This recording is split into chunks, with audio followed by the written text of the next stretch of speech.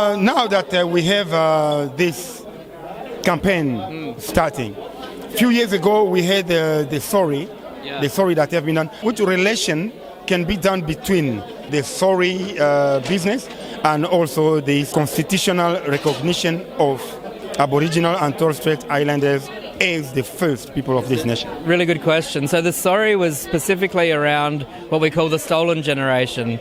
It was the period of time where Australian governments proactively took children from Aboriginal families, placed them in homes or placed them with white families, and it destroyed culture, it destroyed language, and it destroyed a sense of identity, it destroyed families. And for a long time, the Aboriginal and Torres Strait Islander people of Australia had asked for even the fact that that happened to be recognised, and then for an apology.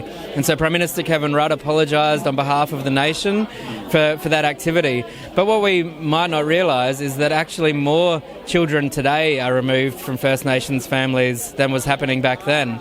So the problems continue when First Nations people don't have a voice.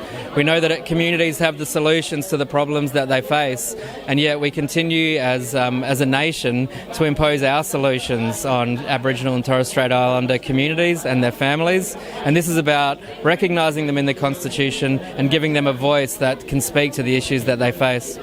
So when there is something like we can say like a mistake, it requires a reparation.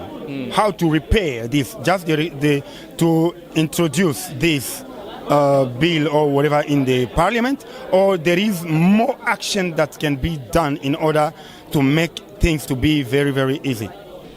Well, in some cases there has been reparations, stolen generations, the children and those who are impacted by that. Some of them have received reparations from government, but there's always more to be done because the system is still not working. Children are still being removed. What we need to do is to learn how to listen.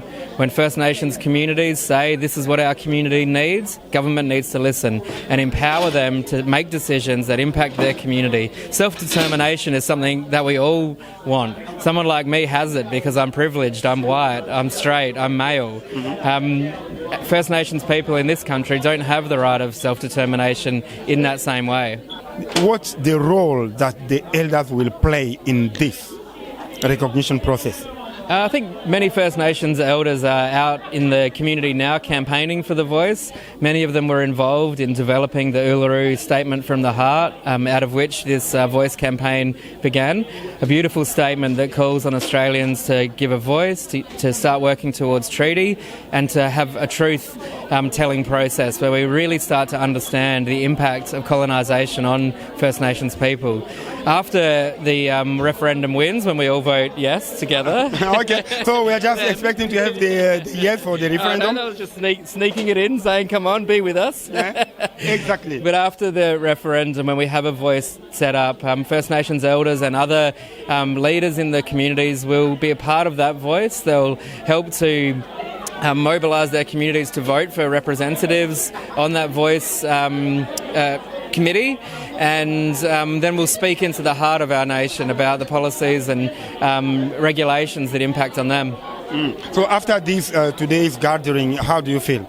Fantastic, just to hear the level of support from many people who ask similar questions to yourself. How did we get here? Why has it taken so long? What's the history? And I think when we can fill in those gaps and answer those questions, most people come around and say, what's going on here? This should have happened a long time ago.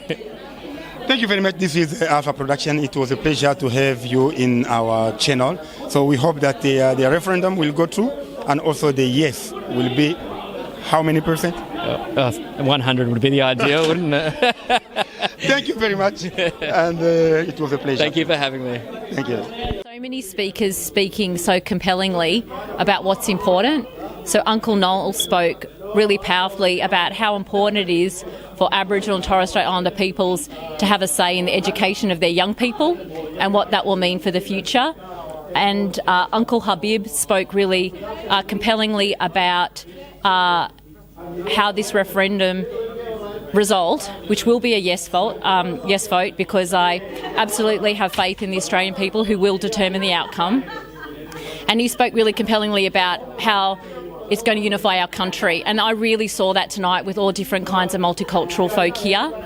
And I was really also impressed with Auntie Jeanette, another multicultural leader, and she spoke about how important it is for new Australians who have gone through the citizenship ceremonies this year to get on the electoral roll. Yeah, so they were the kind of standout moments for me. Yeah, in short now about the procedure. So because people are just talking, those who are not familiar with the Parliament stuff about the referendum. So what are the step-by-step that people can follow in order to get there, to the referendum? I think first and foremost, people need to be informed and go to the right source of information. So if you want good information sources in terms of like online, go to the Yes 23 campaign website, go to the Uluru Statement from the Heart website. That gives you a lot of information. It's clear, it's accurate, and it's really accessible. And obviously SBS is really good, particularly for a multicultural audience. So I think first of all, informing yourself about the facts.